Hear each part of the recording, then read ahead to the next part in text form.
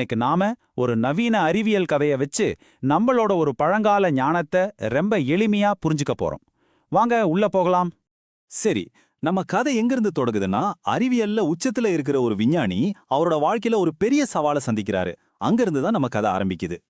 கதைக்குள்ள போறதுக்கு முன்னாடி நீங்களே ஒரு நிமிஷம் யோசிச்சு பாருங்களேன். நீங்க இவ்ளோ நாளா கத்துக்கிட்ட மொத்த அறிவும் திடீர்னு ஒரு நாள் அர்த்தமே இல்லாம போச்சுன்னா அப்போ என்ன செய்வீங்க? இவர்தான் நம்ம கதையோட ஹீரோ வருண். ஒரு பெரிய இயற்பியல் அறிஞர். அவரோட உலகமே தர்க்கம்தான். எல்லாத்துக்கும் ஒரு லாஜிக்கலான விளக்கம் இருக்கணும்னு நம்புறவரு. அதனாலேயே கடவுள் மேல அவருக்கு துளி கூட நம்பிக்கை கிடையாது. அவரோட வாழ்க்கையோட மிகப்பெரிய சாதனை என்ன தெரியுமா?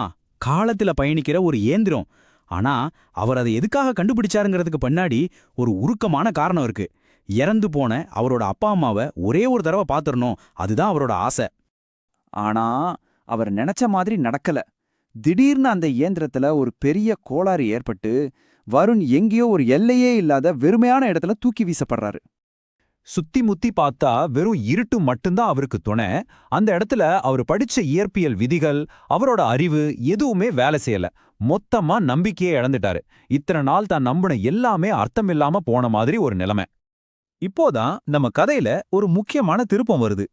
வருணோட இந்த நவீன கால பிரச்சனைக்கு நம்மளோட ஒரு பழங்கால புத்தகத்துல ஒரு தீர்வு இருக்குன்னு சொன்னா நம்புவீங்களா? இதோ பாருங்க, அந்த பதில் இதுதான். உலக பொதுமறையான திருக்குறள்ல வர்ற 2வது குறள். கற்றதனால் ஆய பயனன் கொள் வாளறிவன் நற்றால் துளாரியனின். இது அப்படியே வருணோட நிலைமைக்கு பொருந்துது இல்லையா? ரொம்ப எளிமையா சொல்லணும்னா, இந்த குறள் என்ன கேக்குதுன்னா, நீங்க எவ்வளோ வேணாலும் படிச்சிருக்கலாம். ஆனா அந்த அறிவுக்கெல்லாம் மூலமா இருக்கிற அந்த தூய அறிவு பொருளை, அதாவது இறைவனை வணங்கலன்னா நீங்க படிச்ச படிப்புக்கு என்ன பிரயோஜனம்? வருண் கிட்ட அறிவு மலையளவு இருந்துச்சு. ஆனா அந்த அறிவோட மூலத்தை மதிக்கிற ஞானம் கொஞ்சம் கூட இல்ல. சரி, இவ்வளவு ஆழமான ஒரு கருத்து எந்த புத்தகத்துல இருந்து வருது? அத பத்தி கொஞ்சம் தெரிஞ்சுக்கோமா? அதுதான் நம்ம திருக்குறள். இதுல மொத்தம் 1330 குறள்கள் இருக்கு. இதை எழுதுனது திருவள்ளுவர். கிட்டத்தட்ட 2000 வருஷத்துக்கு முன்னாடி எழுதப்பட்ட ஒரு நூல் இது. இதோட ஸ்பெஷாலிட்டியே என்னன்னா, இது எந்த ஒரு மதத்தையும் சார்ந்தது இல்லாம எல்லாருக்கும் பொதுவான அறநெறிகளை சொல்லுது. அதனாலதான் இத தமிழ் வேதம், தெய்வ நூல்னெல்லாம் சொல்றாங்க. பாத்தீங்கன்னா இந்த திருக்குறள் 3 முக்கிய பிரிவுகளா இருக்கு. அறம், பொருள், இன்பம். அதாவது ஒரு மனுஷன் எப்படி நேர்மையா வாழணும், எப்படி பொருளை ஈட்டணும், எப்படி அன்பான வாழ்க்கையை வாழணும்னு ஒரு முழுமையான வாழ்க்கைக்கான வழிகாட்டி மாதிரி இது. ஓகே, இப்ப திரும்பவும் வருணோட கதைக்கு வருவோம். இந்த பழங்கால ஞானம் அறிவுக்கும் ஞானத்துக்கும் உள்ள வித்தியாசத்தை நமக்கு எப்படி புரிய வைக்குது? அது என்ன அறிவு, அது என்ன ஞானம்? வாங்க பார்க்கலாம். பாருங்க, அறிவுங்கிறது நிறைய விஷயங்களை சேகரிக்கிறது மாதிரி. ஆனா ஞானம்ங்கிறது அதை எங்க எப்படி சரியா பயன்படுத்தணும்னு தெரிஞ்சுக்கிறது. அறிவு என்ன அப்படிங்கிற கேள்விக்கு பதில் சொல்லும். ஆனா ஞானம் ஏன் அப்படிங்கிற கேள்விக்கு பதில் சொல்லும். வருண் கிட்ட ஒரு கால இயந்திரத்தை உருவாக்குற அறிவு இருந்துச்சு.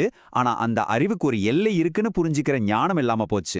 அதனால திருக்குறள் நமக்கு என்ன சொல்லிக் கொடுக்குதுன்னா, படிக்கிறதுங்கிறது வெறும் உண்மைகளை மனப்பாடம் பண்றது மட்டும் இல்ல, அது நம்ம கிட்ட பணிவையும் ஒரு ஆழமான புரிதலையும் வளர்க்கணும். அதுதான் உண்மையான கல்வி. சரி, இந்த விளக்கத்தோட இறுதியில உங்ககிட்ட ஒரு கேள்வி. இன்னைக்கு நாம வாழ்ற இந்த உலகத்துல தகவல்கள் கொட்டி கிடக்குது.